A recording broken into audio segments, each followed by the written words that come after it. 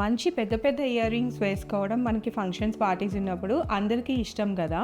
కానీ అది year లోబ్‌ని damage చేయకుండా, అంటే సాగకుండా, చిరగకుండా ఉండాలి అంటే ఏం ప్రికాషన్స్ తీసుకోవాలి చూద్దాం. సో, ఫస్ట్ పెట్టుకునే ముందే మాయిశ్చరైజ్ చేసుకోవాలి అండ్ తీసేసిన తర్వాత కూడా మాయిశ్చరైజర్ అప్లై చేసుకోవాలి. లైట్ వెయిట్, బ్రాడ్‌గా ఉన్నవి, పెద్దగా కనిపించేలాంటివి చూస్ చేసుకోండి. దెన్ సపోర్ట్ చైన్స్ కానీ లేదా సిలికాన్ బ్యాండ్స్ కానీ వస్తాయి, వాటి హెల్ప్ తీసుకోండి.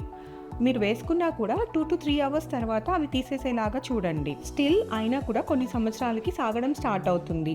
అలాంటప్పుడు ఇనిషియల్ స్టేజెస్లో మీ డెర్మటాలజిస్ట్ని కలిస్తే మీకు గ్లూయింగ్ చేస్తారు. సో అది కన్నం మీకు దగ్గరకు వస్తుంది కనుక కొన్ని రోజులు సపోర్ట్ చేస్తుంది. ప్లస్ పైన చెప్పిన ప్రికాషన్స్ తీసుకోవాలి.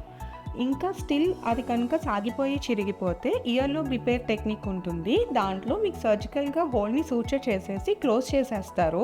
సో మీరు వేరే చోట కొత్త హోల్ చేపించుకోవచ్చు, ఇయర్ పియర్సింగ్ చేస్తారు.